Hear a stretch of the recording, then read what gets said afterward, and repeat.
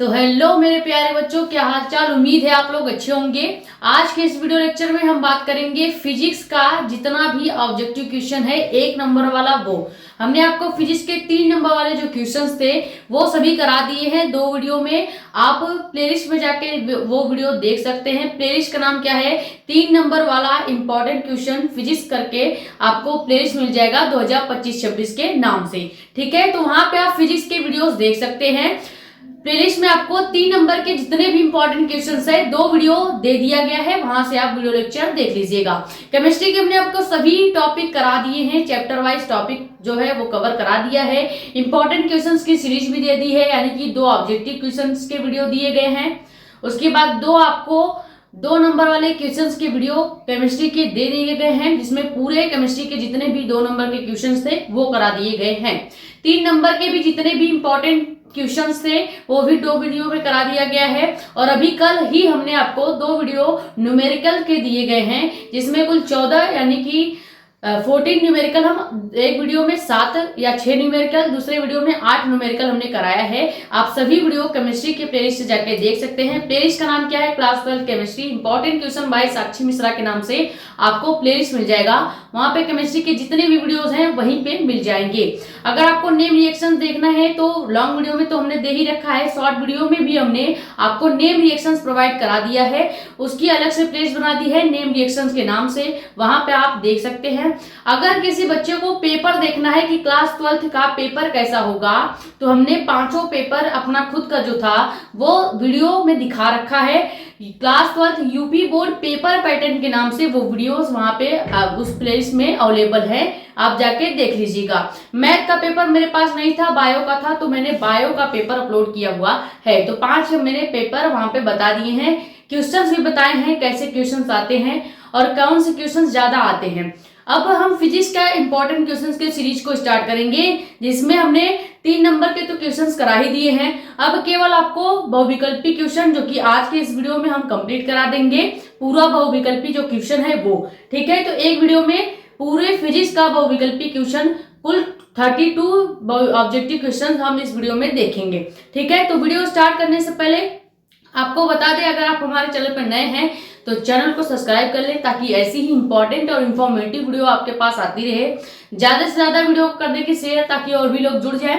अपने कमेंट्स या डाउट आप यहाँ पे तो यूट्यूब पे पूछ ही सकते हैं, साथ ही साथ आप इंस्टाग्राम पे भी पूछ सकते हैं, जो कि क्या है, मेडिको एस्पिरेंट साक्षी मिश्रा के नाम से अवेलेबल है इंस्टाग्राम पे। वहां पे आप अपने डाउट्स पूछ सकते हैं। अब ये जो टॉपिक है, या कह सकते हैं जो हमारा वीडियो है, वो स्टार्ट करते हैं। जैसे सबसे पहले आपको पहला क्वेश्चन क्या देखने को मिल रहा है ऑब्जेक्टिव क्वेश्चन में। देखो, फिजिक्स में ज्यादातर न्यूमेरिकल वाले ऑब्जेक्टिव क्वेश्चंस बहुत कम डाले जाते हैं। किसी किसी सेट में न्यूमेरिकल वाला ऑब्जेक्टिव क्वेश्चन डाला जाता है, बाकी मात्रक सबसे ज्यादा पूछे जाते हैं और फॉर्मूले ज्यादा पूछे जाते हैं। तो पहला क्वेश्चन क्या है कि वैद्युत क्षेत्र का मात्रक क्या है। ये जो क्वेश्चन है चैप्टर नंबर 1 का है। वैद्युत क्षेत्र का मात्रक क्या है, ऑप्शन क्या है, ऑप्शन ए न्यूटन पर मीटर, बी कूलाम पर न्यूटन, या न्यूटन प्रति कूलाम, या थर्ड आपका जूल प्रति कूलाम। तो वैद्युत क्षेत्र का मात्रक आप तब निकाल पाएंगे जब आपको वैद्युत क्षेत्र ई का जो है वो फॉर्मूला याद होगा। वैद्युत क्षेत्र ई का फॉर्मूला क्या होता है, बल बटे आवेश, यानी F अपान क्यू। अब यहां से अगर आपको मात्रक निकालना होगा तो कैसे निकालेंगे, बल का मात्रक हमेशा क्या होगा, न्यूटन होगा। बल का मात्रक याद होगा आपको, हमेशा न्यूटन लिखा जाता है। और कूलाम के मात्रक को, यानी कूलाम मतलब आवेश, और चार्ज या आवेश के मात्रक को हमेशा किससे, कूलाम से लिखा जाता है। ठीक है, कूलाम से लिखा जाता है। तो मात्रक यहां से क्या निकल गया, न्यूटन प्रति कूलाम। अब किस ऑप्शन में न्यूटन प्रति कूलाम है, तो ऑप्शन नंबर 3 देखिए, न्यूटन प्रति कूलाम है, तो ऑप्शन नंबर 3 आपका राइट हो जाएगा। ठीक है, तो यहाँ पे केवल एक फॉर्मूला आपको याद होना चाहिए कि वैद्युत क्षेत्र ई का जो फॉर्मूला होता है बल बटे आवेश या चार्ज होता है। तो बल का मात्रक न्यूटन, आवेश का मात्रक कूलाम, तो न्यूटन प्रति कूलाम इसका आंसर हो जाएगा। सेकंड आपका ऑब्जेक्टिव क्वेश्चन क्या है, निर्वात की वैद्युतशीलता का मात्रक क्या है। अब निर्वात की वैद्युतशीलता को हम किससे डिनोट करते हैं, एप्सिलॉन नॉट से दर्शाते हैं। किससे, एप्सिलॉन नॉट से। तो हमें इसी एप्सिलॉन नॉट का मात्रक ज्ञात करना है। ठीक है, तो ऑप्शन क्या क्या दिया गया है, न्यूटन मीटर इनवर्स या कह सकते हैं न्यूटन मीटर स्क्वायर प्रति कूलम स्क्वायर। ऑप्शन बी क्या है, कूलम स्क्वायर प्रति न्यूटन मीटर स्क्वायर, यानी उसी का उल्टा कर दिया गया है। और ऑप्शन सी क्या है, न्यूटन प्रति कूलम। ऑप्शन डी आपका है Newton volt meter square, Newton volt meter square. तो इसको कैसे हल करेंगे, इसके लिए आपको वैद्युतशीलता यानी एप्सिलॉन नॉट का मान निकालना पड़ेगा, तभी आप इसको या वैद्युतशीलता का मात्रा निकाल पाएंगे। तो यहां से देखिए कूलम का हमने आपको नियम बताया था, कूलम के नियम में ही आपको एप्सिलॉन नॉट देखने को मिलता है, 1/4 पाई एप्सिलॉन नॉट कूलम के नियम में होता है। तो कूलम के नियम से अगर इसका मात्रा निकालेंगे तो कैसे हो जाएगा, कूलम के नियम से, कूलम के नियम से। कूलम का नियम क्या होता है, F = 1/4 pi epsilon not Q1 × Q2/R²। यही हमने आपको बताया था, कूलम का नियम हमने आपको यही बताया था। अब हमें क्या चाहिए, हमें चाहिए कूलम के नियम से केवल इस वैद्युतशीलता, इस एप्सिलॉन नॉट का मात्रक चाहिए। तो हम क्या करेंगे, इस एप्सिलॉन नॉट को F की जगह ले जाएंगे और F को एप्सिलॉन नॉट की जगह ले आएंगे। तो ये फॉर्मूला कैसे चेंज हो जाएगा, F = अब देखिए 1/4 पाई जो है ये एक चर राशि होती है, और कभी भी जो अचर राशि होती है, अचर पद का हमेशा मात्रक नहीं लिखा जाता, यानी 1/4 पाई का आप कोई मात्रक नहीं लिखेंगे और होता भी नहीं है। तो आप क्या करेंगे, F = यहां से 1/4 पाई हटा देंगे तो क्या बच जाएगा, केवल 1/, यहाँ पे F है और एप्सिलॉन नॉट 1/ε0 और इधर Q1 × Q2/R²। ये चीजें समझ में आई, ये आपका हो गया क्या, फॉर्मूले में चेंजिंग क्या करना था। अब हमें एप्सिलॉन नॉट का मान निकालना है, यानी उसका मात्रा निकालना है। तो हम एप्सिलॉन नॉट लिखेंगे = क्या कर देंगे, ये Q1 Q2 को हम 1 से गुणा कर देंगे, तो Q1 × Q2/ε0 की जगह यहाँ पे F हो जाएगा, एप्सिलॉन नॉट की जगह यहाँ पे F हो जाएगा और × R²। ठीक है, अब हम मात्रक यहाँ से लिख सकते हैं, यानी इस फॉर्मूले से अब आप मात्रक लिख सकते हैं, क्योंकि हमें देखिए एप्सिलॉन नॉट का जब मान निकालना होगा तो एप्सिलॉन नॉट को F की जगह ले आएंगे, यानी हम यहाँ पे बराबर के इधर एप्सिलॉन नॉट को ले आएंगे और F को बराबर के उधर जहां से एप्सिलॉन नॉट को हटाएंगे वहां उसके जगह पे F लगा देंगे। तो हम यहाँ से क्या लिख सकते हैं कि एप्सिलॉन नॉट क्या लिखेंगे, एप्सिलॉन नॉट यानी निर्वात की वैद्युतशीलता = आवेश यानी कूलम। तो Q1 का भी मात्रक क्या हो जाएगा, कूलम हो जाएगा, आवेश का मात्रक कूलम होता है, गुणे Q2 का मात्रक भी कूलम ही होगा, कूलम ही होगा, और बटे F यानी बल है, बल का मात्रक अभी हमने बताया न्यूटन होता है, क्या होता है, न्यूटन होता है। और मीटर यानी R² क्या है, लंबाई है, तो यहाँ पे लंबाई का मात्रक मीटर होगा, तो यहाँ पे R² है तो मीटर का स्क्वायर हो जाएगा, क्या हो जाएगा, मीटर का स्क्वायर हो जाएगा। अब इसको अगर हम लिखना चाहें तो क्या लिख सकते हैं, कूलम × कूलम को हम कूलम स्क्वायर लिख सकते हैं या नहीं। तो यहां से क्या हो जाएगा, कूलम स्क्वायर हो जाएगा, कूलम × कूलम जब करेंगे तो कूलम स्क्वायर हो गया, बटे न्यूटन मीटर स्क्वायर, क्या हो जाएगा आपका, newton metre square, newton metre square हो गया।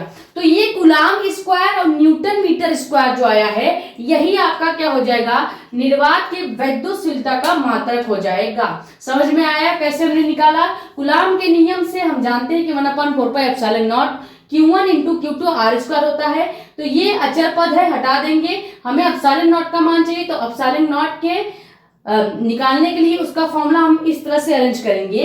तो हमें आवेश का मात्रक पता ही है कूलम, बल का मात्रक न्यूटन, और R यानी लंबाई का मात्रक मीटर होता है, R² है तो मीटर स्क्वायर हो जाएगा, और यहाँ पे कूलम स्क्वायर प्रति न्यूटन मीटर स्क्वायर जो है मात्रक आ गया। अब किस ऑप्शन में ये दिया गया है, तो ऑप्शन ए में क्या है, newton metre square coulomb square, यानी ये गलत हो गया। ऑप्शन बी में क्या है, कूलाम स्क्वायर प्रति न्यूटन मीटर स्क्वायर, यानी ऑप्शन बी आपका राइट हो जाएगा, क्योंकि देखिए कूलाम स्क्वायर पहले है, फिर बटे में आपका न्यूटन प्रति मीटर स्क्वायर है। तो यहां तक स्क्रीनशॉट आप कर लीजिए। फिर क्वेश्चन नंबर 3 या आपका ऑब्जेक्टिव क्वेश्चन नंबर 3 देखेंगे।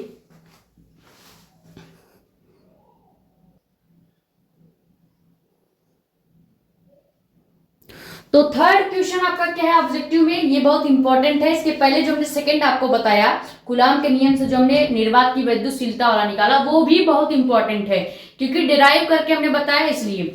बाकी आप डायरेक्ट मात्रक याद कर लीजिएगा कि कूलाम या निर्वात का वैद्युतशीलता का मात्रक क्या है, उसके बाद वैद्युत क्षेत्र ई का मात्रक क्या है, ये सब आप डायरेक्ट याद कर लीजिए। ठीक है। अब जैसे थर्ड क्वेश्चन क्या है कि वैद्युत फ्लक्स का मात्रक ज्ञात कीजिए। वैद्युत फ्लक्स को हमने बताया था कि फाई ई से, कैसे, फाई ई से प्रदर्शित करते हैं। ठीक है, फाई ई से प्रदर्शित करते हैं, इसी का हमको मात्रक ज्ञात करना है। तो वैद्युत फ्लक्स फाई ई का फॉर्मूला क्या होता है? वैद्युत फ्लक्स फाई ई का फॉर्मूला क्या होता है? वैद्युत फ्लक्स फाई ई, इसका फॉर्मूला आपका होता है वैद्युत क्षेत्र E इंटू ए। वैद्युत क्षेत्र E इंटू ए आपका क्या है? क्षेत्रफल है, और E आपका वैद्युत क्षेत्र है। वैद्युत क्षेत्र का मात्रक अभी हमने निकाला था। अब वहां से अगर हम फाई ई का मात्रक यानी वैद्युत फ्लक्स का मात्रक निकालेंगे तो कैसे निकालेंगे? देखिए ये हो जाएगा आपका फाई ई, क्योंकि हमको इसका मात्रक निकालना है। अब E यानी वैद्युत क्षेत्र होता है, और वैद्युत क्षेत्र का मात्रक हमने अभी बताया था ऑप्शन नंबर 4 जो आपका यहाँ पे देखने को मिल रहा है, न्यूटन प्रति कूलाम। ये वैद्युत क्षेत्र E का मात्रक है। ये किसका मात्रक है? वैद्युत क्षेत्र E का मात्रक है, यानी E के मात्रक की जगह हम न्यूटन प्रति कूलाम लिख सकते हैं। E की जगह हम क्या लिख सकते हैं? न्यूटन प्रति कूलाम लिख सकते हैं। तो हम E की जगह क्या लिखेंगे? न्यूटन प्रति कूलाम, यानी वैद्युत क्षेत्र E का मात्रक न्यूटन प्रति कूलाम हो गया। गुणे में हम क्या लिखेंगे? A है, यानी क्षेत्रफल। क्षेत्रफल को हम कैसे लिखते हैं? मीटर स्क्वायर से, अभी हमने बताया मीटर स्क्वायर से। अब अगर हम इसी को चाहें तो अलग तरीके से भी लिख सकते हैं। क्या लिखेंगे कि phi E is equal to newton ऊपर लिख दीजिएगा, और जो कूलाम है वो बटे में है तो इसको हम नीचे कर देंगे। ठीक है, और मीटर स्क्वायर है तो हम 1 मीटर न्यूटन के साथ गुणा कर देंगे, और 1 मीटर जो बचेगा वो हम कूलाम के साथ गुणे में लिख देंगे, यानी न्यूटन मीटर 1 हो गया, और नीचे भी जो 1 मीटर अभी बच रहा है उसको भी नीचे लिख देंगे। तो क्या हो जाएगा? न्यूटन मीटर और कूलाम मीटर, इस तरह से हो गया। ठीक है, लिखने का तरीका बस अलग है, बाकी वही चीज है। देखिए न्यूटन प्रति कूलाम था तो यहाँ भी हमने न्यूटन प्रति कूलाम ही लिखा है। मीटर स्क्वायर था तो 1 मीटर का गुणा न्यूटन के साथ, दूसरे मीटर का गुणा कूलाम के साथ कर देंगे। अब हमने ऐसा क्यों किया है? क्योंकि आपको एक फॉर्मूला पता होगा, किसका? कार्य का। कार्य का फॉर्मूला क्या होता है? W is equal to F into S, जहां F आपका क्या है? बल होता है, और आपको पहले ही बता दिया कि बल का मात्रक न्यूटन होता है। S आपका क्या होगा? यहाँ पे क्षेत्रफल का कार्य करेगा। जब आप कार्य का फॉर्मूला लगाते हैं तो कार्य के फॉर्मूले में जो S आता है वो क्षेत्रफल का कार्य करता है, और इस क्षेत्रफल का मात्रक हमने मीटर बताया था। तो न्यूटन मीटर जो है, यानी F इंटू एस जो है, F इंटू एस जो है, इसकी जगह हम W लिख सकते हैं या नहीं लिख सकते हैं। तो बस इसीलिए हमने इसको इस तरह से तोड़ के लिखा है, ताकि आप न्यूटन प्रति मीटर की जगह क्या लिख दें? W लिख दें, यानी कार्य लिख दें। तो यहाँ पे हम क्या कर देंगे? यहाँ पे हम फाई ई को सेम रहने देंगे, ऊपर हम W लिख देंगे, यानी कार्य लिख देंगे। तो इसको हम डायरेक्ट हिंदी में ही लिख देते हैं, या एक बार वैसे सिंबल में लिख देते हैं। W बटे आपका क्या है? कूलाम मीटर जो है नीचे बच रहा है, कूलाम मीटर जो है वो बचेगा। तो यहाँ हमने क्या लिख दिया? W लिख दिया। अब बीच नीचे आपका कूलाम लिखेंगे, कूलाम, और मीटर भी नीचे बच रहा है तो इसको हम बीच में गुणा कर देंगे मीटर का, जो मीटर आपका बचेगा एक। समझ में आया? तो ये यहां से हमें W यहाँ पे लिखना था, इसलिए हमने इसको तोड़ के लिखा है। ये आपको समझाने के लिए हमने इधर लिख दिया। ठीक है, ये आपको समझ में आ गया। अब क्या करेंगे? कार्य का मात्रक क्या होता है? कार्य का मात्रक जूल होता है। तो यहाँ पे पहले कार्य का मात्रक लिखेंगे, तो epsilon naught E is equal to कार्य का मात्रक आपका डायरेक्ट लिख देते हैं जूल, और नीचे आपका कूलाम है ही, और यहाँ पे इनटू में मीटर जो है वैसे ही रहने देंगे। ठीक है, अब यहाँ से एक फॉर्मूला आपका और होता है, जूल प्रति कूलाम को क्या कहते हैं, वोल्ट कहते हैं। विभव या वोल्ट का मात्रक क्या है, विभव V का फॉर्मूला क्या होता है, W अपान Q होता है। विभव V का फॉर्मूला जो होता है W अपान Q होता है, और W का मात्रक हमने क्या बताया, जूल, और Q का मात्रक कूलाम। ठीक है, यानी आवेश का मात्रक कूलाम हो गया और कार्य का मात्रक आपका जूल हो गया। तो जूल प्रति कूलाम जो है इसकी जगह हम क्या लिख सकते हैं, विभव को लिख सकते हैं, क्योंकि फॉर्मूले में है। तो यहाँ हम जूल प्रति कूलाम की जगह क्या लिख देंगे, जूल प्रति कूलाम की जगह हम लिखेंगे V को, यानी विभव V को लिखेंगे, इनटू में आपका भी मीटर बचा ही है, तो फाई ई क्या हो जाएगा, विभव V इंटू मीटर हो जाएगा। और विभव का मात्रक जो होता है, या विभव को हम कैसे दर्शाते हैं, वोल्ट से दर्शाते हैं। विभव को या विभव का मात्रक क्या होगा, वोल्ट होता है, और यहाँ पे इनटू में जो है इसे हम मीटर लिख देंगे। तो कुल मिला के फाई ई का जो मात्रक निकल के आएगा वो वोल्ट मीटर आ जाएगा। समझ में आया, ये इस तरह से मात्रक निकाला जाता है। यानी इतना लंबा प्रोसेस के बाद आपको पता चलता है कि फाई ई का मात्रक क्या है, वोल्ट मीटर होता है, जिसको निकालने के लिए हमने दो फॉर्मूले का यूज किया, पहला कार्य का, दूसरा विभव का, जिसमें यहाँ पे देखिए हमने इसको न्यूटन मीटर और कूलाम मीटर में तोड़ा ताकि हम यहाँ पे कार्य लिख सकें। कार्य का मात्रक जूल होता है, तो जूल प्रति कूलाम जो है ये विभव कहलाता है, तो यहाँ पे V लिख देंगे, V विभव है और विभव का मात्रक वोल्ट होता है। तो टोटल मिला के आपका जो विद्युत फ्लक्स का मात्रक हो जाएगा वो वोल्ट मीटर हो जाएगा, और यही आपका आंसर है। अब किस ऑप्शन में आपको वोल्ट मीटर देखने को मिल रहा है, पहले ऑप्शन में वेबर है तो ये गलत हो जाएगा। सेकंड ऑप्शन आपका क्या है, वोल्ट प्रति मीटर है, हमें वोल्ट प्रति मीटर नहीं चाहिए बल्कि वोल्ट इनटू मीटर चाहिए। तो थर्ड ऑप्शन आपका जो है वो राइट हो जाएगा, जो कि क्या है, वोल्ट इनटू मीटर। ठीक है, ये स्क्रीनशॉट कर लीजिए। फिर क्वेश्चन नंबर 4 आपका जो है वो देखते हैं।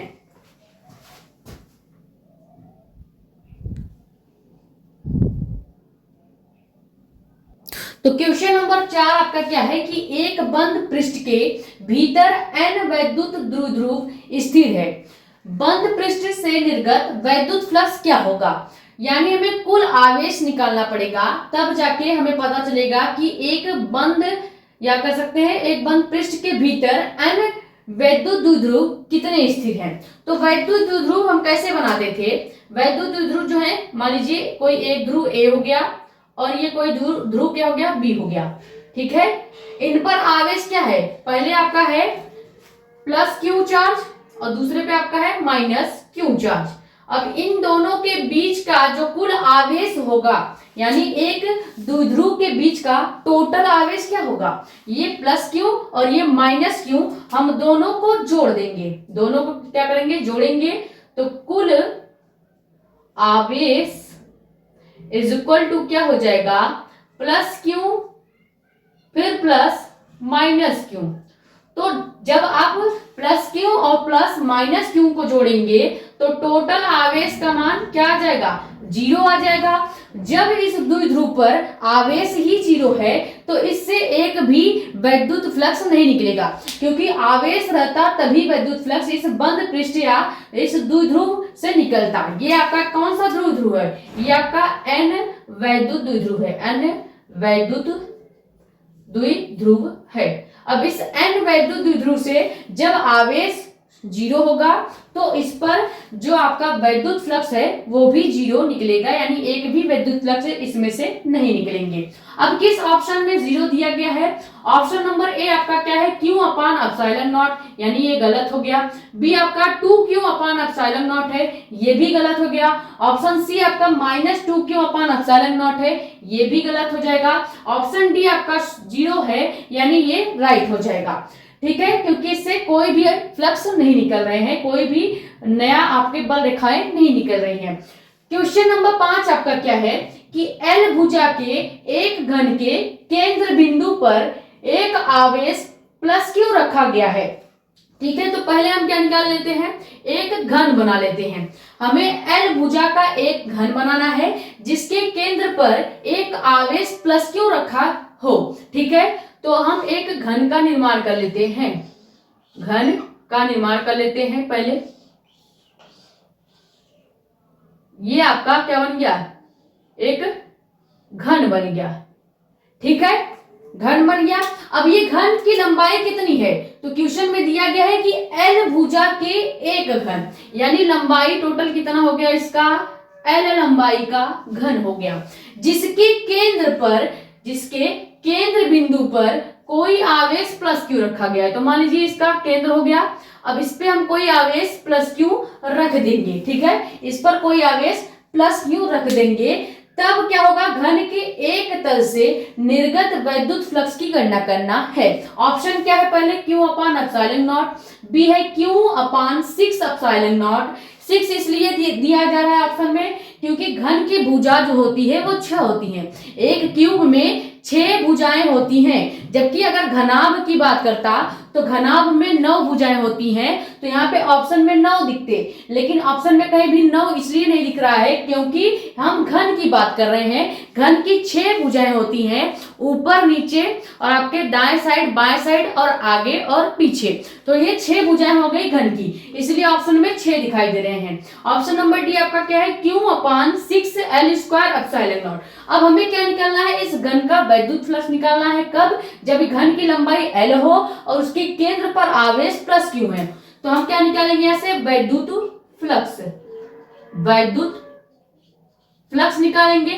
अब इसके लिए वैद्युत फ्लक्स क्या हो जाएगा, वैद्युत फ्लक्स तो फाई ई ही होता है, लेकिन घन के लिए निकाल रहे हैं तो घन की भुजा कितनी है, अभी हमने बताया। इस घन की भुजा का जो संख्या हो जाएगा, इस घन की भुजाओं का योग कितना है, 6 है, यानी 6 है। तो हम क्या लिखेंगे, 1 अपान 6 और ब्रैकेट में आवेश कितना है, Q, और पूरा क्योंकि हम फ्लक्स निकाल रहे हैं तो एप्सिलॉन नॉट से डिनोट करेंगे, Q अपान एप्सिलॉन नॉट। ये आपका हो जाएगा वैद्युत फ्लक्स का फॉर्मूला इस घन के लिए। अब हम इसको अगर थोड़ा सा अरेंज करके लिखेंगे तो क्या हो जाएगा, 1 का गुणा इस Q के साथ कर दें तो ये हो जाएगा phi E Q upon 6 into epsilon naught. यही आपका क्या हो जाएगा, आंसर हो जाएगा, यानी यही वैद्युत फ्लक्स, यानी इतना ही वैद्युत फ्लक्स इस घन से निकलेगा जब घन की लंबाई L हो और उसके केंद्र में कोई प्लस Q चार्ज रखा गया हो।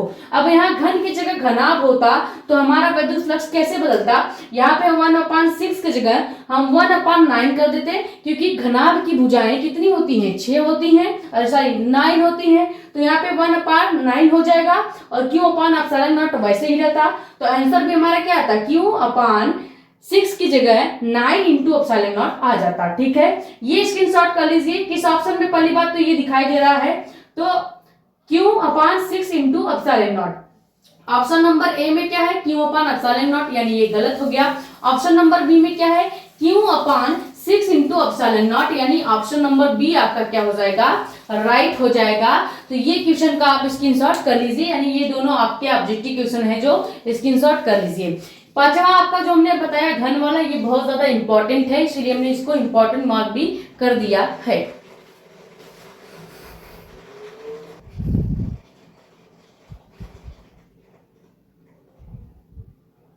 तो क्वेश्चन नंबर 6 आपका क्या है कि वैद्युत विभव का मात्रक क्या है। अभी हमने जस्ट जो क्वेश्चन बताया निर्वात की वैद्युतशीलता ज्ञात करने का, उसमें 2 फॉर्मूले का यूज किया था, एक कार्य का, दूसरा विभव का जो फॉर्मूला था वही पूछा जा रहा है कि उसका मात्रक क्या है, वैद्युत विभव का मात्रक क्या है। तो हमने आपको बताया था विभव क्या होता है, V is to W upon Q होता है, कार्य बटे आवेश होता है। तो कार्य को हम जूल से और आवेश को हम कूलाम से दर्शाते हैं।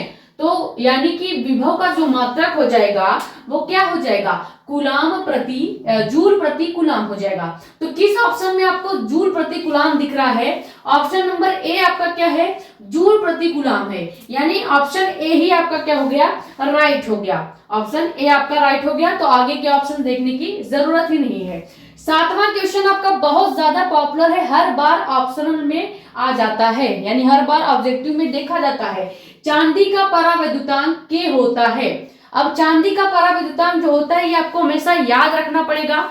चांदी का परावैद्युतांक हमेशा अनंत होता है, इन्फिनाइट होता है।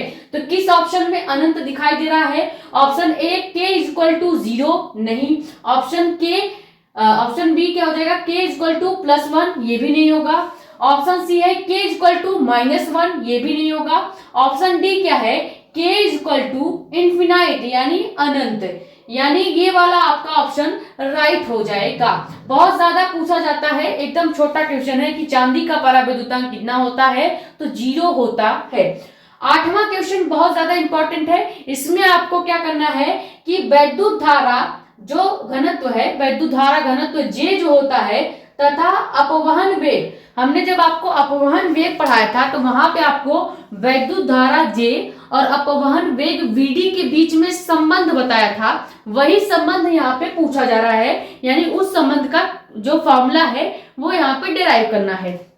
तो कैसे करना है, बहुत सरल है, मैं बताती हूँ। जैसे क्वेश्चन पहले क्या है कि वैद्युत धारा J तथा अपवहन वेग Vd में संबंध है, जहां E जो होगा, इस फॉर्मूले में E जो होगा वो इलेक्ट्रॉन तथा आवेश और N उनकी संख्या होगी, ठीक है। E क्या होगा, इलेक्ट्रॉन, N आवेश होगा, आवेश, और उसके बाद N क्या है, उनकी संख्या होगी। अब अगर हम यहाँ पे क्या करें कि वैद्युत धारा J और अपवहन वेग Vd का संबंध निकालेंगे तो कैसे निकलेगा, आपको धारा घनत्व का एक फॉर्मूला हमने बताया था जब अपवहन वेग करवाया था। धारा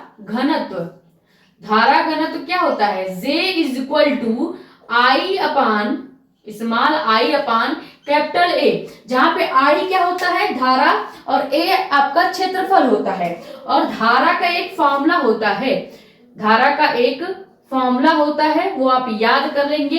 क्या होता है धारा का formula, N into E into A into VD, ठीक है, समझ में आया। ये आपका I का मान होता है, धारा का फॉर्मूला होता है।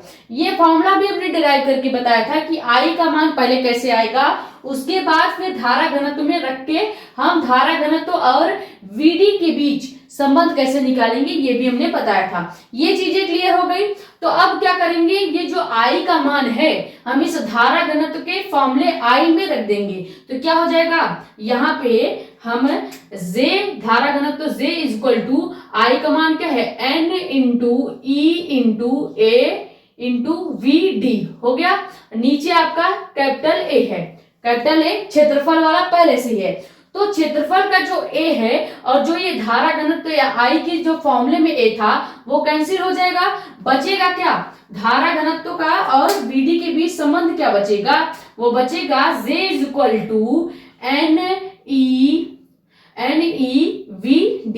ये आपका क्या हो जाएगा, धारा घनत्व और Vd के बीच संबंध हो गया। ये किसके बीच संबंध हो गया, धारा घनत्व व Vd यानी अपवहन वेग में संबंध का फॉर्मूला है। और ये फॉर्मूला बहुत ज्यादा इंपॉर्टेंट है, इससे कई सारे न्यूमेरिकल्स आते हैं, ठीक है। तो ये फॉर्मूला आप याद रखेंगे। अब किस ऑप्शन में आपको दिख रहा है, N into E into Vd, तो पहला ऑप्शन आपका क्या है, J equal to N into E into Vd, यानी ऑप्शन नंबर ए ही आपका क्या हो जाएगा, राइट हो जाएगा। Option number B, C, D ये आपको पढ़ने की जरूरत ही नहीं है, ये स्क्रीनशॉट कर लीजिए। फिर क्वेश्चन नंबर 9 आपका देखते हैं।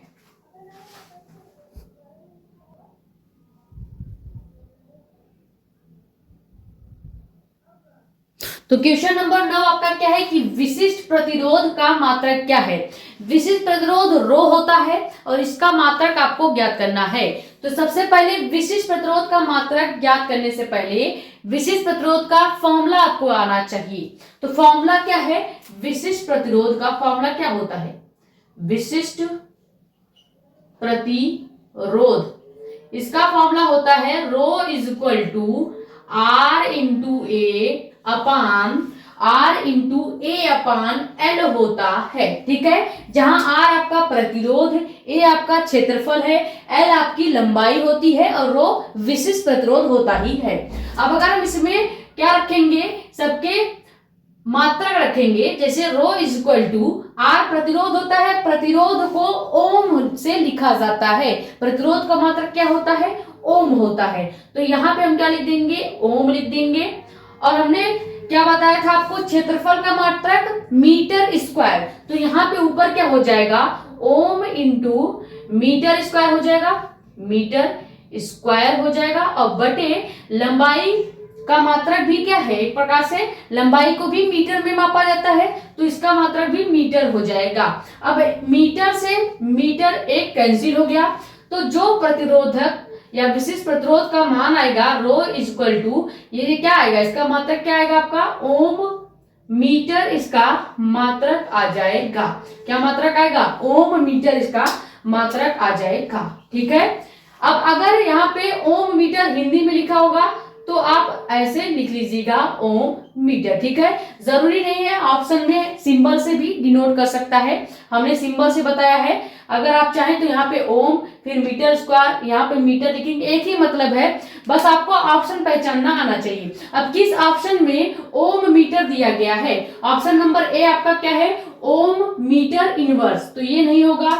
ओम इनवर्स मीटर इनवर्स, ये भी नहीं है। ओम मीटर इनवर्स, ये भी नहीं है। ओम मीटर, यानी ऑप्शन नंबर डी आपका क्या हो गया?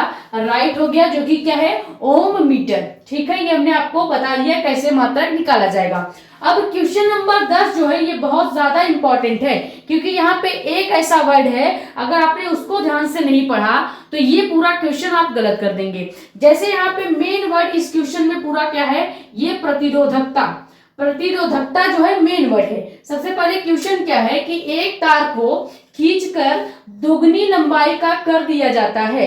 मान लीजिए ये हमने एक तार लिया है जिसको खींचकर हमने 2 गुना लंबाई बढ़ा दिया, यानी इतनी लंबाई थी, खींचकर हमने इसका 2 गुना लंबाई कर दिया। अब इस लंबाई के तार का प्रतिरोधकता ज्ञात करना है, और हमने कहा कि प्रतिरोधकता जो होता है वो ऐसा वर्ड है जो कि क्या करता है? कभी भी लंबाई पर डिपेंड नहीं करता। प्रतिरोधकता कभी भी लंबाई पर डिपेंड नहीं करता, निर्भर नहीं करता। इसीलिए चाहे आप तार की लंबाई 2 गुनी करें, 4 गुनी करें या 10 गुनी कर दें, कोई फर्क नहीं पड़ेगा, प्रतिरोधकता हमेशा अपरिवर्तित रहेगी। समझ में आ गया? अब बात करते हैं कि कौन परिवर्तित हो जाता है। तो अगर यहाँ प्रतिरोधकता की जगह प्रतिरोध तक लिख के छोड़ देता, तब आप यहाँ पे ऑप्शन नंबर ए राइट करते, क्योंकि प्रतिरोध जो होता है, मान लीजिए यहाँ पे प्रतिरोधकता की जगह प्रतिरोध देता, तो आप क्या करते? नया प्रतिरोध का एक फॉर्मूला हमने आपको बताया था जब प्रतिरोध पढ़ा रहे थे। नया प्रतिरोध बराबर क्या होता है? गुना का मान, यानी कितना गुना मान दिया है क्वेश्चन में कि तार को 2 गुना खींचा जा रहा है, तो 2 गुणा कर देंगे हम, जितना गुना होगा उसका हम मान यहाँ पे लिखेंगे। जैसे 2 गुना तार को खींचा जाएगा तो नया प्रतिरोध क्या हो जाएगा? 2 गुणे हो जाएगा किसके? या कह सकते हैं 2 का स्क्वायर, गुना का स्क्वायर। फॉर्मूला क्या होता है? नया प्रतिरोध का फॉर्मूला होता है गुना का स्क्वायर इंटू ओम, यानी आर। ठीक है, ये नया प्रतिरोध निकालने का फॉर्मूला है। लेकिन प्रतिरोधकता तो किसी पर निर्भर ही नहीं करती, तो ये आपका अपरिवर्तित रहेगा प्रतिरोधकता। लेकिन अगर यहाँ पे प्रतिरोधकता की जगह प्रतिरोध देता तो आप क्या करते हैं? नया प्रतिरोध लिखते और गुना का स्क्वायर करते। जैसे कितना गुना यहाँ पे लंबाई बढ़ाई जा रही है? 2 गुना, तो यानी आप 2 का स्क्वायर कर देते और गुणे ओम लिख देते, यानी आर लिख देते। तो यहाँ पे जो नया प्रतिरोध आता, जो आर डैश का मान आता, वो कितना रहता? 4 इंटू आर आ जाता, यानी प्रतिरोध, जो नया प्रतिरोध निकलता उसकी लंबाई कितनी होती? वो होती आपकी 4 ओम के बराबर, यानी 4 गुना के बराबर हो जाता। तो यहां से आप ये ऐसा तुक्का मत मारिएगा कि यहाँ पे प्रतिरोधकता की जगह प्रतिरोध समझ लें और डायरेक्ट 2 गुना की लंबाई है तो उसका हम प्रतिरोध दोगुना कर देंगे, यानी 2 का सीधे 4 पे ऑप्शन मत टिक कीजिएगा। पहले देखिएगा प्रतिरोध है कि प्रतिरोधकता है। अगर प्रतिरोधकता होगा तो वो किसी लंबाई पर निर्भर नहीं करता, वो केवल तार की प्रकृति पर निर्भर करता है कि जो तार है वो किससे बना है। ठीक है, तो यहाँ पे ऑप्शन नंबर डी राइट होगा, क्योंकि प्रतिरोधकता की बात की गई है। अगर प्रतिरोध या नया प्रतिरोध पूछा गया होता तो हम क्या करते, दोगुनी लंबाई का स्क्वायर कर देते, 4 आ जाता, यानी जो नया प्रतिरोध बनता वो कितना होता, 4 गुना होता। ठीक है, समझ में आ गया। ये था फुल एक्सप्लेनेशन कैसे इस क्वेश्चन को हल करते हैं। स्क्रीनशॉट कर लीजिए, फिर 11वां क्वेश्चन आपका देखते हैं।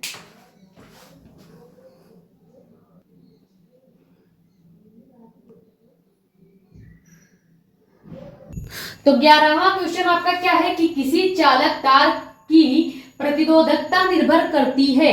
अभी हमने बताया कि प्रतिरोधकता लंबाई पर, प्रतिरोध पर या ऐसी किसी भी चीज पर निर्भर नहीं करती, वह बस किस पे, चालक की प्रकृति पर निर्भर करती है, यानी वो चालक पदार्थ किसका बना है उसका या उस पर निर्भर करती है। तो ऑप्शन क्या है कि तार की लंबाई पर नहीं, हमने पहले ही बता दिया, अभी इसके पहले क्वेश्चन में बताया कि प्रतिरोधकता तार की लंबाई पर निर्भर नहीं करती, तो ये ऑप्शन गलत हो गया। बी आपका क्या है, तार के प्रतिरोध पर, इस पे भी निर्भर नहीं करेगी। तार के पदार्थ पर, हाँ तार के पदार्थ पर निर्भर करेगी। पदार्थ का मतलब हो जाएगा कि तार की प्रकृति क्या है, तार का पदार्थ का मतलब क्या है कि तार की प्रकृति कैसी है या तार किसका बना हुआ है। तो ऑप्शन नंबर सी आपका राइट हो जाएगा। जो प्रतिरोधकता होगी वो हमेशा किस पर, प्रकृति पर निर्भर करती है। यहाँ पे एक पॉइंट लिख लीजिएगा कि प्रतिरोधकता हमेशा किसकी, चालक की प्रकृति पर निर्भर करता है, निर्भर करता है कि चालक किसका बना है, इस बात पर प्रतिरोधकता निर्भर करता है। 12वां आपका क्वेश्चन क्या है कि किरचॉफ का प्रथम नियम किसके संरक्षण पर आधारित है। किरचॉफ का प्रथम नियम जो धारा नियम है वह किस पर आधारित है, ये पूछा गया है। किरचॉफ ने 2 नियम दिए थे, प्रथम नियम था धारा नियम और दूसरा आपका क्या था, बंद पास का नियम या वोल्टता का नियम भी उसे कहा जाता है। ठीक है, तो वही पूछा जा रहा है कि किरचॉफ का प्रथम नियम, यहाँ पे अगर प्रथम नियम न लिख के धारा नियम देगा तो भी सेम होगा। ठीक है, तो किरचॉफ का प्रथम नियम या धारा नियम किसके संरक्षण पर आधारित होता है, तो ये जो है आवेश संरक्षण पर, क्योंकि धारा जो है वो आवेश को ही संरक्षित करता है। ठीक है, तो किरचॉफ का प्रथम नियम हमेशा आवेश संरक्षण पर निर्भर करता है, ये आप याद रखेंगे। लेकिन अगर क्वेश्चन में किरचॉफ का द्वितीय नियम पूछ लिया जाए कि किरचॉफ का द्वितीय नियम किसके संरक्षण पर आधारित होता है, तो आप लिखेंगे कि किरचॉफ का द्वितीय नियम जो कि क्या होता है, किरचॉफ का द्वितीय नियम जो बंद पास का या वोल्टता का नियम है, ये हमेशा ऊर्जा संरक्षण पर, किस पर, ऊर्जा संरक्षण सिद्धांत पर आधारित होता है। सिद्धांत पर क्या होता है, आधारित होता है।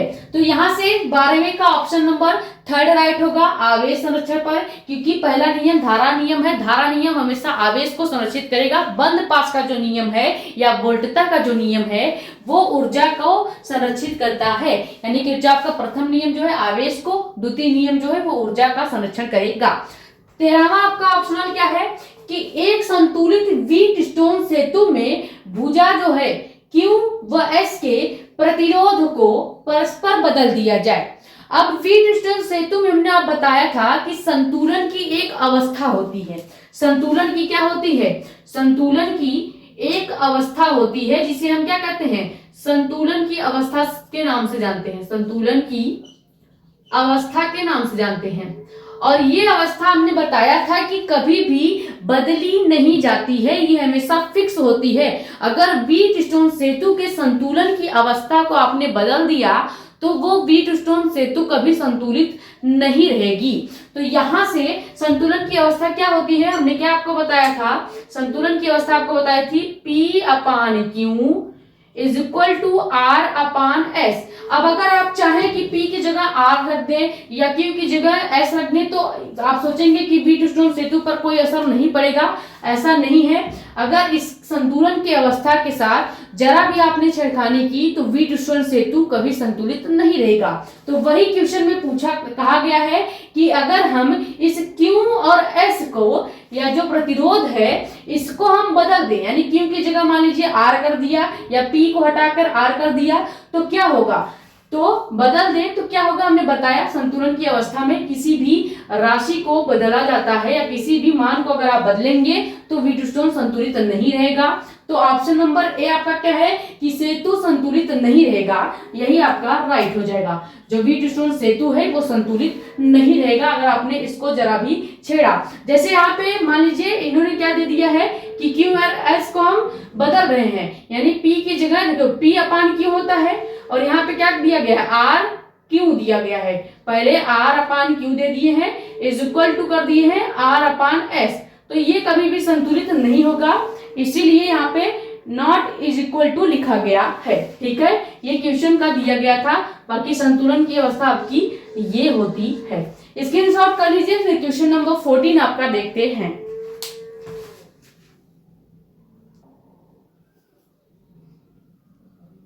तो क्वेश्चन नंबर 14 आपका क्या है कि चुंबकीय क्षेत्र का मात्रक क्या होता है। ऑप्शन नंबर ए है वेबर प्रति मीटर स्क्वायर, बी है वेबर प्रति मीटर, सी है वेबर मीटर और डी है वेबर। तो चुंबकीय क्षेत्र बी का जो मात्रक होता है आप डायरेक्ट याद रखेंगे वेबर प्रति मीटर स्क्वायर होता है और ये आपको ऑप्शन नंबर 1 में देखने को मिल रहा है, यानी ए आपका क्या हो जाएगा, राइट हो जाएगा। उसके बाद 15वां क्वेश्चन जो है बहुत ज्यादा इंपॉर्टेंट है क्योंकि इसको थोड़ा सा आपको डिराइव करना है। इसलिए जैसे पूछा क्या गया है कि जो म्यू नॉट होता है और जो अपसाइलन नॉट होता है इनकी घात कितना है, -1/2 है और अब इसका आपको मान ज्ञात करना है, यानी mu naught into epsilon not की घात -1/2 का मान क्या होगा। तो अगर हम इसको हल करें तो क्या हो जाएगा, ये दिया क्या गया है आपको mu naught into epsilon not और इनकी घात कितनी है -1/2 है, -1/2 है। तो हम इसको क्या लिख सकते हैं, ये घात में अगर -1/2 है तो हम mu naught into epsilon not को लिख सकते हैं 1/म्यू नॉट इंटू अपसाइलन नॉट लिख सकते हैं। अब इस पूरे की घात को हम -1/2 लिख सकते हैं। लिखने का बस तरीका है, ये आपको क्वेश्चन में दिया गया था। अगर हम चाहें तो -1/2 जो है -1/2 जो है इसको रूट से भी डिनोट किया जाता है। -1/2 जो होता है ये कर्णी का मान होता है, यानी रूट का वैल्यू होता है। तो अगर हम इसको हल करेंगे तो क्या हो जाएगा, यहां से 1/म्यू नॉट इंटू अपसाइलन नॉट जो है ये घात हटेगा तो नीचे आपका कर्णी लग जाएगा, नीचे आपका क्या लग जाएगा, कर्णी में लग जाएगा। और 1/म्यू नॉट इंटू अपसाइलन नॉट जो होता है ये क्या होता है, प्रकाश की चाल C का फॉर्मूला होता है। प्रकाश की चाल C को हम 1/रूट में mu naught upon into epsilon not भी लिख सकते हैं। ठीक है, और प्रकाश की चाल का वैल्यू आपका पता होगा, प्रकाश की चाल का मान आपको जो है वो पता होगा। यहां हम ऊपर लिख देते हैं, प्रकाश की चाल का मान क्या होता है 3 × 10⁸ मीटर पर सेकेंड। याद रखेंगे 3 × 10⁸ मीटर पर सेकेंड होता है। कैसे इसको सॉल्व करना था समझ में आ गया, ये क्वेश्चन में दिया ही था कि mu naught into epsilon naught घाते -1/2। इसको हम क्या लिख सकते हैं, घात में पहले से -1/2 है, इसका मतलब जो mu naught into epsilon not है ये बटे में होगा। ये क्या होगा, बटे में होगा, तो इसको हम 1 के बटे मान सकते हैं। 1 के बटे mu naught into epsilon not घात -1/2, -1/2 कर्णी का मान होता है, तो इसको हटाएंगे और कर्णी लगा देंगे नीचे। और ये जो पूरा वैल्यू होता है प्रकाश की चाल C का मान होता है, और C का मान कितना होता है 3 × 10⁸ मीटर पर सेकेंड। किस ऑप्शन में आपको 3 × 10⁸ मीटर पर सेकेंड दिखाई दे रहा है, तो पहले ऑप्शन में देखिए 3 × 10⁸ है, यानी गलत हो गया। ऑप्शन बी आपका क्या है 3 × 10⁸, मीटर पर सेकेंड। तो यही आपका राइट हो जाएगा। बाकी 10⁻9 है, 10⁻10 है, उससे हमें मतलब नहीं है। ऑप्शन नंबर बी आपका राइट हो जाएगा।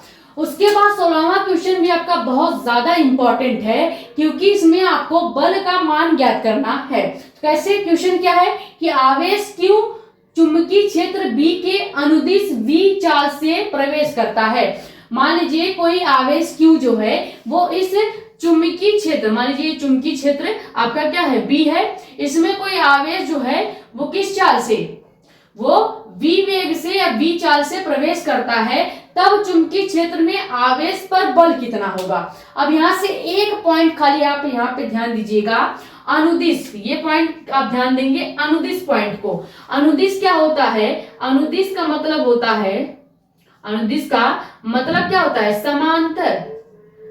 अब भाई बल रेखाएं या जो आपकी चुंबकीय क्षेत्र रेखाएं हैं एक दूसरे के समांतर ही है, यानी अनुदिश का मतलब समांतर है।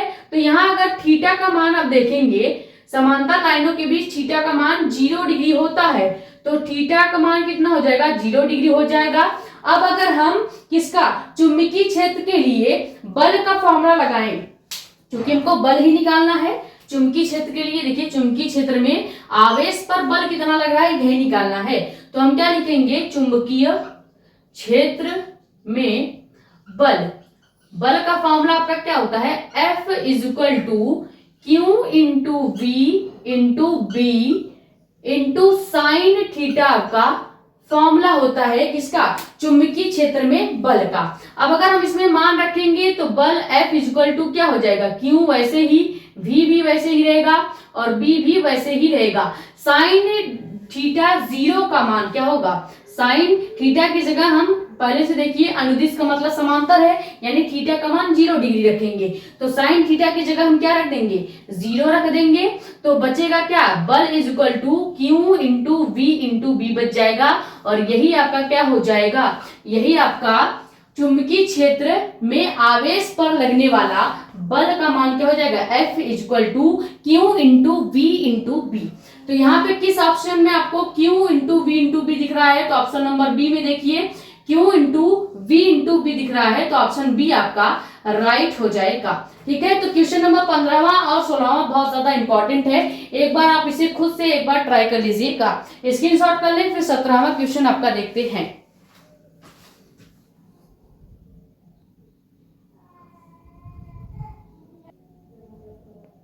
तो क्वेश्चन नंबर 17वां आपका क्या है कि चल कुंडली धारा मापी की सुग्राह्यता में वृद्धि की जाती है। ऑप्शन नंबर ए आपका क्या है कि कुंडली का क्षेत्रफल घटाकर, सेकेंड कुंडली में फेरों का जो संख्या है वो घटाकर, थर्ड कुंडली का क्षेत्रफल बढ़ाकर, और फोर्थ आपका है कि चुंबकीय क्षेत्र का मान घटाकर। ये आपका बहुत इंपॉर्टेंट क्वेश्चन है।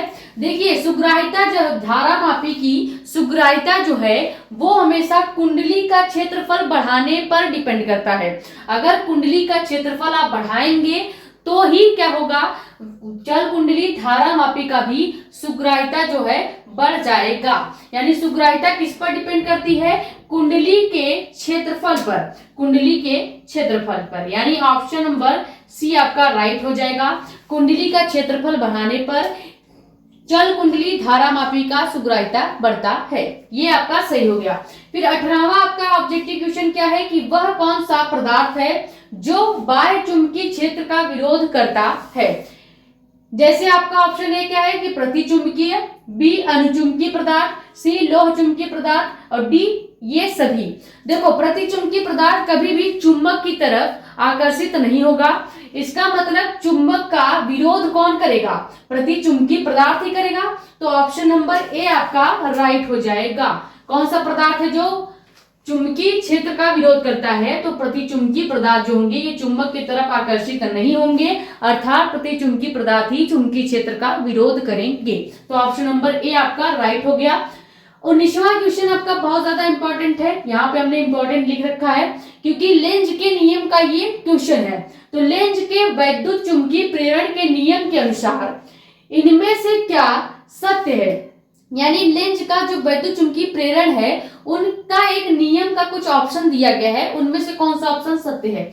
जैसे लेंज का जो वैद्युत चुंबकीय प्रेरण नियम है ये किस पर निर्भर करता है, या आप कह सकते हैं किस सिद्धांत पर या किस के संरक्षण पर निर्भर करता है, ये पूछना चाह रहा है क्वेश्चन में कि लेंज का जो वैद्युत चुंबकीय प्रेरण नियम है ये किस संरक्षण पर कार्य करता है। जैसे ऑप्शन ए क्या है, आवेश का संरक्षण, बी है चुंबकीय फ्लक्स का संरक्षण, सी है ऊर्जा का संरक्षण, डी है संवेग का संरक्षण। तो लेंज का वैद्युत चुंबकीय प्रेरण जो है ये हमेशा आवेश का, किसका, आवेश का संरक्षण करता, आवेश का नहीं बल्कि ऊर्जा का, हाँ ऊर्जा का संरक्षण करता है। तो यहाँ पे क्या हो जाएगा, ऑप्शन नंबर सी आपका राइट हो जाएगा। लेंज के वैद्युत चुंबकीय प्रेरण का नियम हमेशा ऊर्जा का संरक्षण करता है। इसके पहले हमने बताया है कि किरचॉफ का सेकंड नियम भी ऊर्जा का संरक्षण करता है। तो ये याद रखेंगे कि लेंज का वैद्युत चुंबकीय प्रेरण वाला नियम और किरचॉफ का वोल्टता नियम, या कह सकते हैं सेकंड जो आपका नियम है वो क्या करता है, ऊर्जा संरक्षण का या ऊर्जा संरक्षण सिद्धांत पर कार्य करता है। ये क्लियर हो गया। फिर क्वेश्चन नंबर 20 आपका क्या है कि प्रेरित वैद्युत धारा की दिशा का पता चलता है। ऑप्शन ए क्या है, लेंज के नियम द्वारा पता चलेगा, या फ्लेमिंग के बाएं हाथ के नियम द्वारा पता चलेगा, सी है बायो-सेवार्ट के नियम द्वारा, या एम्पियर के नियम द्वारा। किस नियम के द्वारा आप प्रेरित वैद्युत धारा की दिशा को ज्ञात कर सकते हैं, तो लेंज के नियम के द्वारा। लेंज का नियम किस क्या कार्य करता है, प्रेरित वैद्युत धारा की दिशा को ज्ञात करता है और किस सिद्धांत का संरक्षण करता है या किसका संरक्षण करता है, तो ऊर्जा का संरक्षण करता है। ये स्क्रीनशॉट कर लीजिए। फिर क्वेश्चन नंबर 21 हम आपका देखेंगे।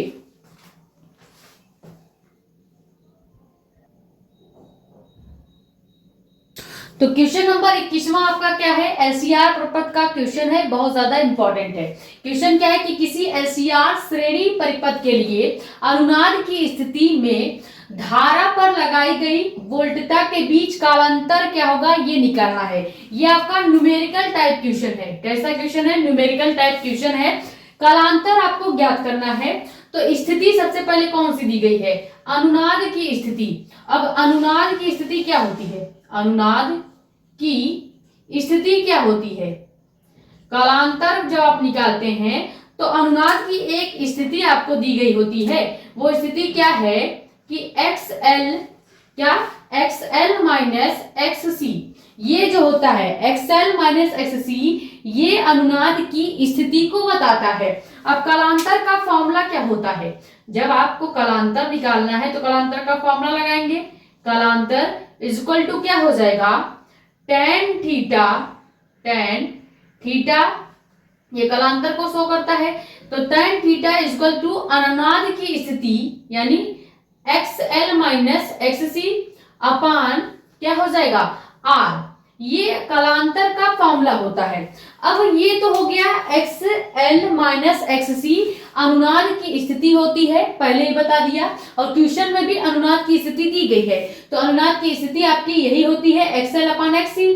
तो ये अनुनाद की स्थिति जो होगी वो हमेशा क्या होती है, जीरो होती है, यानी XL अपान XC हमेशा क्या होगा, जीरो होता है। और अगर हम XL अपान XC का मान जीरो रख देंगे, 0/R कर दिया, तो tan थीटा जो है यानी कालांतर जो है इसका पूरा मान ही क्या हो जाएगा, जीरो हो जाएगा। क्या हो जाएगा, जीरो हो जाएगा, या कहेंगे शून्य हो जाएगा। तो यही आपका क्या होगा, आंसर होगा। तो किस ऑप्शन में आपको दिख रहा है, ऑप्शन नंबर ए है पाई, बी है पाई अपान 2, सी है पाई अपान 4 और डी है शून्य। तो ऑप्शन नंबर डी आपका राइट हो जाएगा। यानी किसी एलसीआर परिपथ का अनुनाद की स्थिति में जो कालांतर होता है वो क्या होता है, शून्य होता है। वो हमने निकाल के बता दिया। स्थिति अनुनाद की है, अनुनाद की स्थिति XL माइनस XC होता है और ये हमेशा जीरो होता है। तो अगर हम इस कालांतर के फॉर्मूले में XL अपान XC का मान जीरो रख देंगे तो यहाँ पे 0/R यानी कि टोटल कालांतर ही जीरो हो जाएगा। उसके बाद 22वां आपका क्वेश्चन क्या है कि वैद्युत चुंबकीय तरंगे उत्पन्न होती हैं। किसके द्वारा वैद्युत चुंबकीय तरंगे उत्पन्न होती हैं, तो त्वरित आवेश जो होता है उसी के द्वारा वैद्युत चुंबकीय तरंगे उत्पन्न होती हैं। तो किस ऑप्शन में त्वरित आवेश दिया गया है, ऑप्शन नंबर 1 है स्थिर आवेश द्वारा, बिल्कुल नहीं।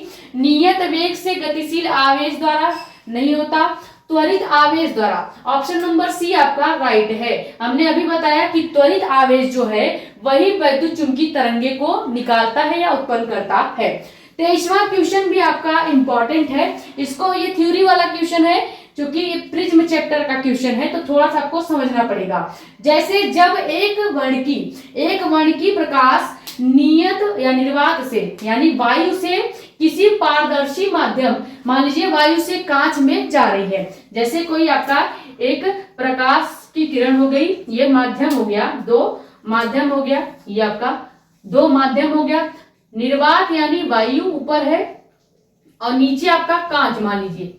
अब कोई यहां से एक वर्णकी प्रकाश कांच या वायु या निर्वात से किसमें, कांच में जाता है, तो ये क्या करेगा, अपने मार्ग से थोड़ा सा विचलित होगा क्योंकि एक माध्यम से दूसरे माध्यम में जा रहा है। और यहाँ पे क्वेश्चन में क्या कहा गया है कि एक वर्णकी प्रकाश निर्वात से किसी पारदर्शी माध्यम में प्रवेश करता है, तो प्रकाश का कौन सा अभिलक्षण है या कौन सा लक्षण है जो अपरिवर्तित होता है।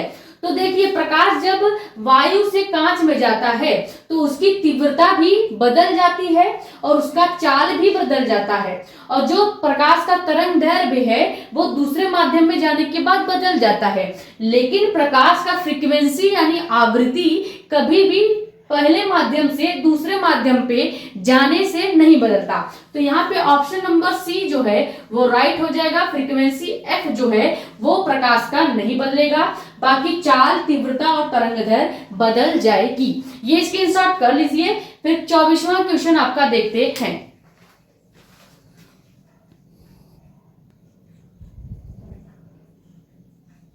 तो क्वेश्चन नंबर 24वां आपका क्या है कि किसी दर्पण की फोकस दूरी f तथा वक्रता त्रिज्या r के बीच क्या संबंध होता है, ये आपको बताना है।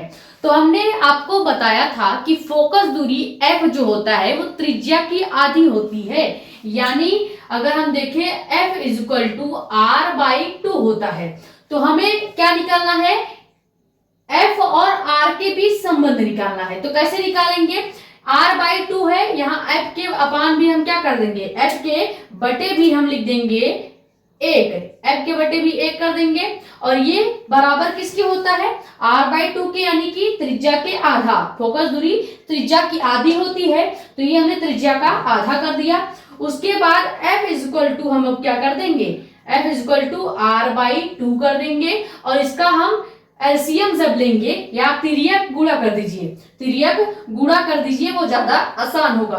तो तिर्यक गुणा करेंगे तो यहां से जब संबंध निकलेगा तो क्या निकलेगा, 1 का r में गुणा करेंगे r ही आएगा, r ही आएगा। उसके बाद 2f इधर क्या हो जाएगा, 2f हो जाएगा, 2 का गुणा f के साथ करेंगे 2f हो जाएगा। तो जो फोकस दूरी और त्रिज्या, वक्रता त्रिज्या r के बीच संबंध क्या निकलेगा, r इक्वल टू 2f। तो किस ऑप्शन में r इक्वल टू 2f दिख रहा है, ऑप्शन ए है f इक्वल टू r, यानी ये गलत हो गया। ऑप्शन बी है f इक्वल टू 2r, यानी ये भी गलत हो गया।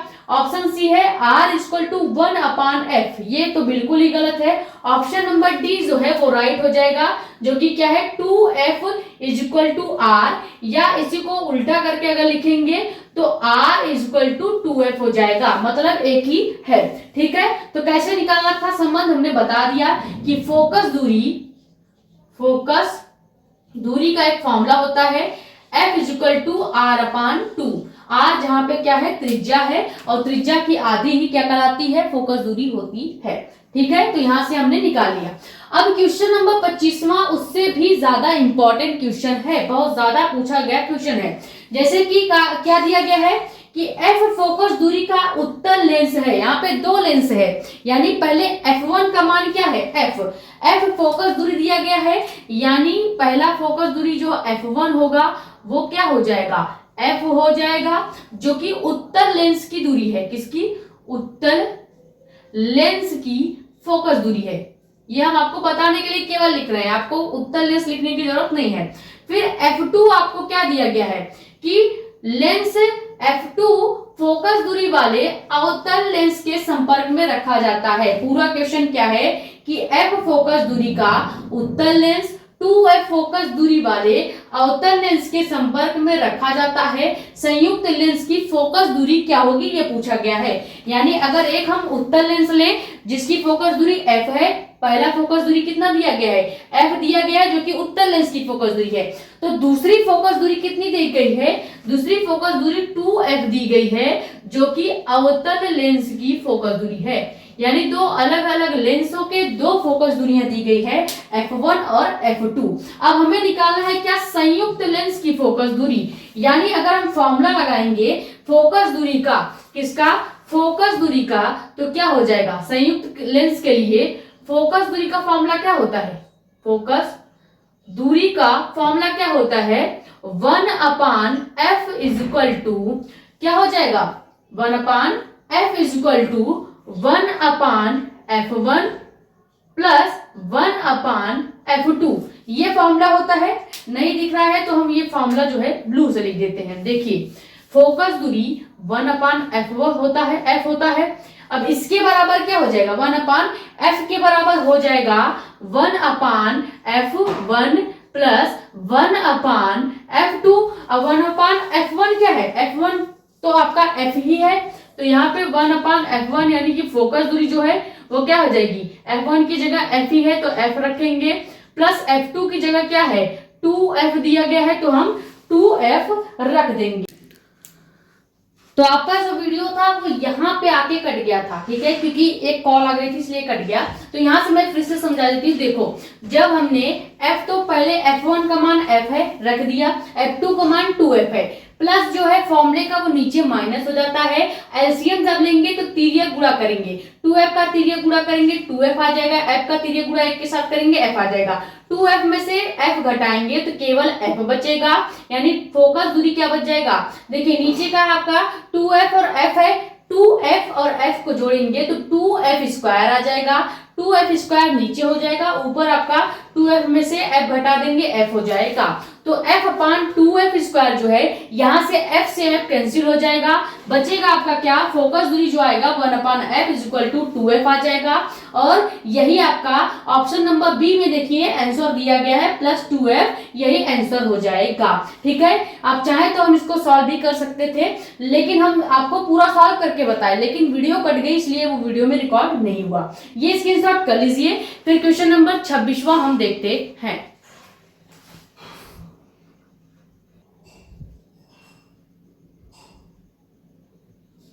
तो क्वेश्चन नंबर 26वां आपका क्या है कि प्रिज्म से गुजरने पर निम्नलिखित में से किस रंग के प्रकाश का विचलन अधिकतम होता है। यानी कौन सा रंग प्रिज्म में से गुजरने पर कम दिखाई देता है या ज्यादा विक्षेपित होता है। तो पहले डायग्राम से समझते हैं। ये आपका क्या हो गया, एक प्रिज्म हो गया, ठीक है, प्रिज्म हो गया। अब प्रिज्म में से मान लीजिए हमने सूर्य का प्रकाश निकाला है, ठीक है, ये सूर्य का प्रकाश हमने यहां प्रिज्म में डाला है इस तरह से, और बीच में सीधा जाता है फिर नीचे की ओर झुक जाता है, ठीक है, फिर नीचे की ओर झुक जाता है। तो यहां से 7 रंग निकलते हैं, 4 5 6 7, ठीक है, 7 रंग यहां से निकलते हैं प्रिज्म में से।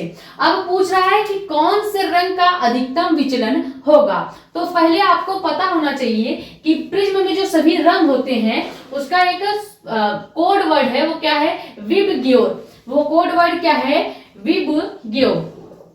ब्लैक से लिख देते हैं, विबग्योर, ठीक है। विबग्योर जो होता है ये एक कोड वर्ड है रंग को याद करने का।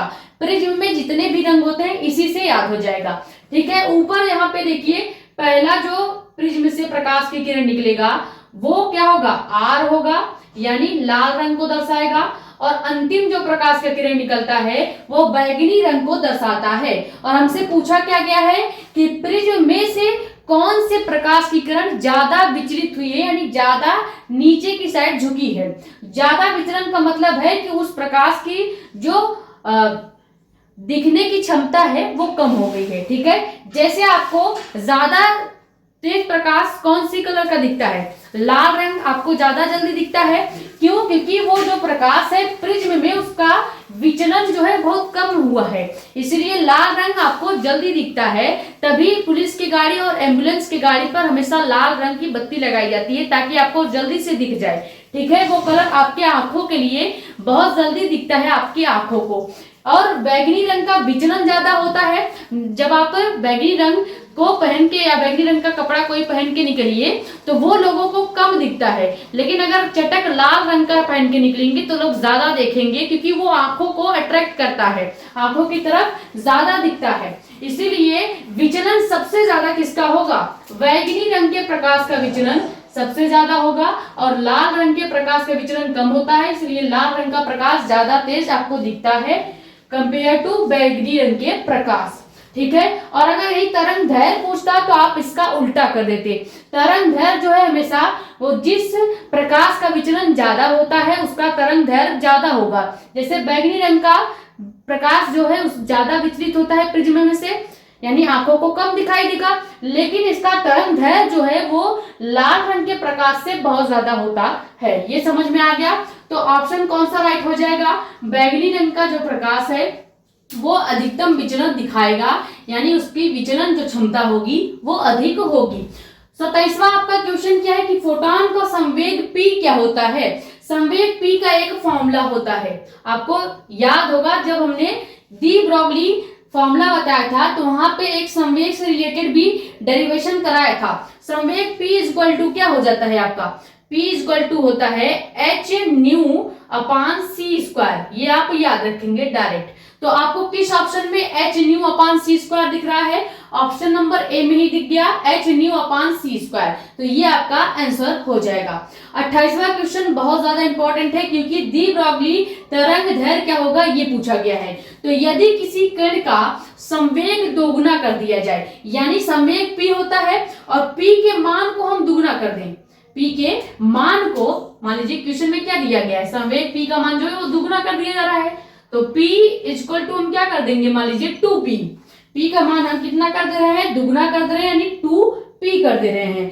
तो हमें निकालना क्या है? दे ब्रॉगली तरंग दैर्घ्य, दे ब्रॉगली तरंग दैर्घ्य, दे ब्रॉगली तरंग दैर्घ्य ये ज्ञात करना है। और दे ब्रॉगली तरंग दैर्घ्य का फॉर्मूला क्या होता है? लैम्डा इज इक्वल टू हो जाएगा आपका h अपान p, जहां h आपका प्लांक नियतांक होगा, p आपका संवेग है। अब क्वेश्चन में कहा जा रहा है कि ये जो p है इसके मान को 2p कर दिया जा रहा है, यानी हम p की जगह 2p लिख सकते हैं। तो lambda equal to h upon 2p हो जाएगा, और h और p दोनों ही क्या है? अचर पद है, यानी इसको हटा देंगे तो क्या बच जाएगा? Lambda equal to 1 upon 2, lambda जो है वो आपका क्या हो जाएगा? इस डी ब्रॉगली का तरंग दैर्घ्य हो जाएगा।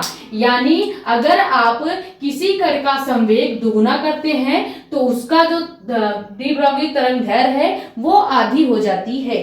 डी ब्रॉगली तरंग दैर्घ्य कितनी हो जाएगी? 1/2, यानी आधी हो जाएगी। कब? जब आप किसी कण के संवेग को दुगुना करेंगे तब। तो आपके ऑप्शन नंबर डी में आपको दिख रहा होगा कि जो संवेग है या कह सकते हैं डी ब्रॉगली जो तरंग दैर्घ्य है उसका मान आधा लिखा है। ठीक है, ये स्क्रीनशॉट कर लीजिए। फिर क्वेश्चन नंबर 29, 30, 31, 32 4 क्वेश्चन और देखना है वो देखेंगे।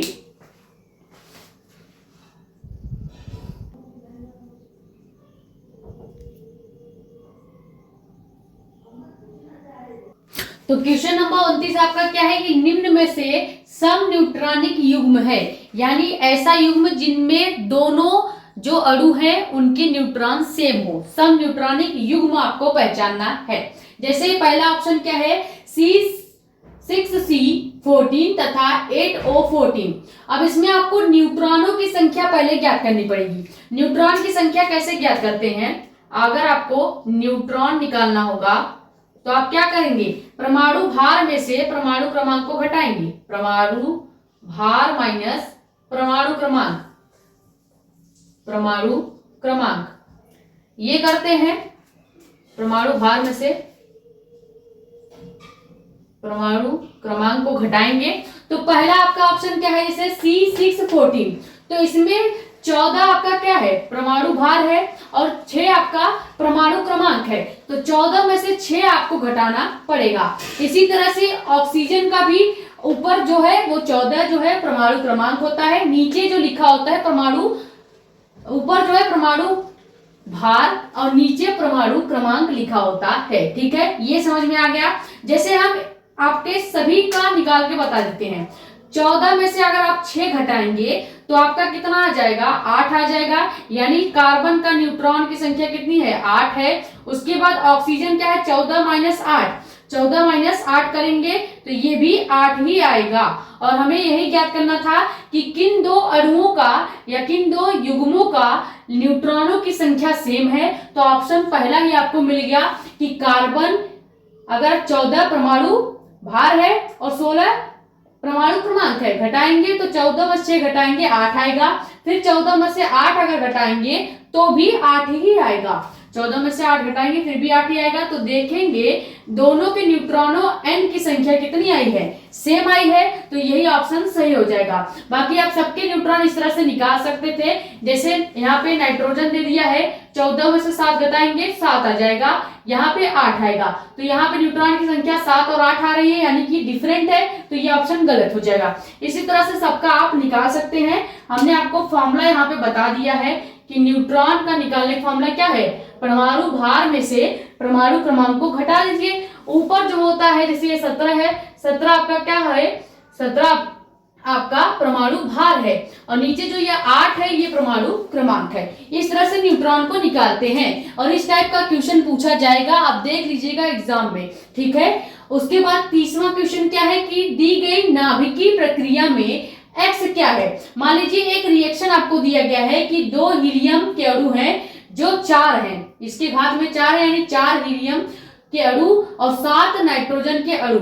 अब यहाँ पे आपको बताना है कि जितने यहाँ पे परमाणु क्रमांक की संख्या होगी, यानी जितने यहाँ पे परमाणु क्रमांक की संख्या कितनी है, 14 और 8 18 है टोटल। इसमें परमाणु भार कितना है, 18 है। इधर भी आपको 18 परमाणु भार कंप्लीट करना है रिएक्शन में, जबकि यहाँ पे 17 पहले से दिया गया है, यानी 1 परमाणु भार की कमी है। तो x की घात हम कितना लिखेंगे, 1 लिखेंगे। 1 परमाणु भार की कमी है, यानी x की घात हम 1 लिखेंगे और नीचे भी हम 1 लिखेंगे।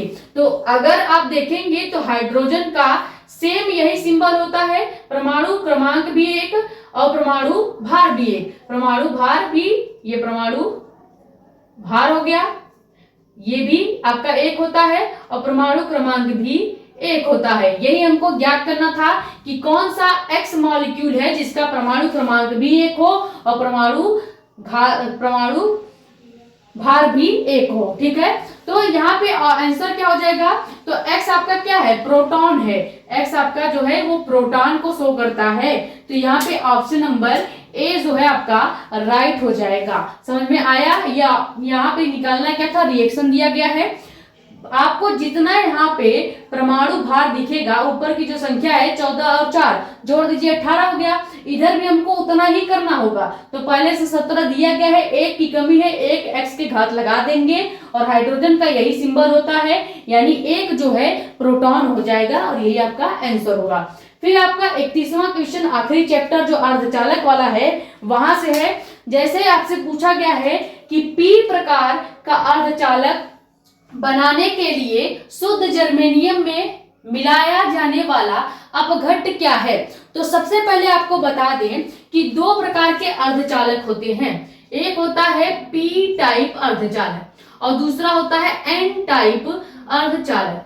p टाइप अर्धचालक और n टाइप अर्धचालक। अब ध्यान दीजिएगा, p टाइप अर्धचालक में जब आप 3 संयोजकता वाले अणु को मिलाते हैं तो क्या बनता है, त्रिसंयोजकता वाले अणु को मिलाने से 3 संयोजकता वाले अणु को मिलाने से p टाइप का अर्धचालक बनता है और 5 संयोजकता अणु को मिलाने से n टाइप का अर्धचालक बनता है। अब किस ऑप्शन में, ध्यान दीजिए, संयोजकता का मतलब क्या है कि जब आप उसका पूरा परमाणु क्रमांक निकालेंगे तो बाहरी जो संख्या होती है वो उसका संयोजकता कहलाती है। जैसे यहाँ पे फास्फोरस की अगर हम संयोजकता निकालें, फास्फोरस P होता है, इसकी संयोजकता कैसे निकलेगी, पहले इसका परमाणु क्रमांक या कक्षक में इलेक्ट्रॉन भरेंगे तो कितने इलेक्ट्रॉन है, 2, 8 और 5। भाई फास्फोरस का परमाणु क्रमांक कितना होगा, 5 2 10 5 8 2 10 हो गया, और इधर 5, कुल 15 हो गया फास्फोरस का परमाणु क्रमांक। तो इसका अगर हमने इलेक्ट्रॉनिक विन्यास निकाल लिया है, इलेक्ट्रॉनिक विन्यास निकालेंगे, और आखिरी जो संख्या है वो डिपेंड करेगा कि आपका कौन से प्रकार का ये अर्धचालक है। जैसे फास्फोरस में आखिरी संख्या 5 है तो संयोजकता मैच कीजिए, एन टाइप में 5 संयोजकता है, यानी ये जो फास्फोरस है ये एन टाइप की आपकी क्या हो जाएगी, अर्धचालक हो जाएगी। वैसे ही हम आपका सेकंड निकालेंगे और थर्ड निकालेंगे। जैसे हम मान लीजिए एक थर्ड वाला निकाल के दर्शा देते हैं। थर्ड आपका क्या है, एल्युमिनियम Al होता है। Al एल्युमिनियम का इलेक्ट्रॉनिक विन्यास कितना होगा, एल्युमिनियम का इलेक्ट्रॉनिक विन्यास कितना होता है, एल्युमिनियम का परमाणु क्रमांक 13 होता है, तो 2 8 और 3। अब बाहरी जो संख्या होगी, सबसे अंतिम जो इलेक्ट्रॉन होगा वो कितना है, 3 है, यानी ये आपका कौन सा टाइप का अर्धचालक हो जाएगा, पी टाइप का अर्धचालक हो जाएगा, क्योंकि इसकी जो संयोजकता है वो 3 है, और हमने बताया है 3 संयोजकता किसकी होती है, पी टाइप के अर्धचालक की होती है। समझ में आ गया। इस तरह से आप निकाल के देख सकते हैं। हमसे केवल पूछा गया है कि पी प्रकार के अर्धचालक बनाने के लिए शुद्ध जर्मेनियम में क्या मिलाना जाया चाहिए, तो शुद्ध जर्मेनियम में एल्युमिनियम जब आप मिला देंगे, क्योंकि एल्युमिनियम की संयोजकता कितनी है, 3 है, 3 संयोजकता दर्शा रही है, तो एल्युमिनियम ही आपका करेक्ट आंसर हो जाएगा। यानी शुद्ध जर्मेनियम में एल्युमिनियम को मिलाने से पी टाइप का अर्धचालक बनता है, और ये हमने बता दिया पी टाइप के अर्धचालक में 3 संयोजकता और एन टाइप के अर्धचालक में 5 संयोजकता होता है। संयोजकता कैसे ज्ञात करते हैं, पहले जो भी आपका मॉलिक्यूल होगा उसका इलेक्ट्रॉनिक विन्यास लिखेंगे, अंतिम जो इलेक्ट्रॉन होगा, अंतिम जो कक्षक का इलेक्ट्रॉन होगा या बाहरी कक्षक का जो इलेक्ट्रॉन होगा वही उस अणु का संयोजकता शो करता है। ये स्क्रीनशॉट कर लीजिए। फिर एक आखिरी क्वेश्चन आपका रह गया है, वो भी बता दें, फिर ये वीडियो को कंप्लीट करेंगे।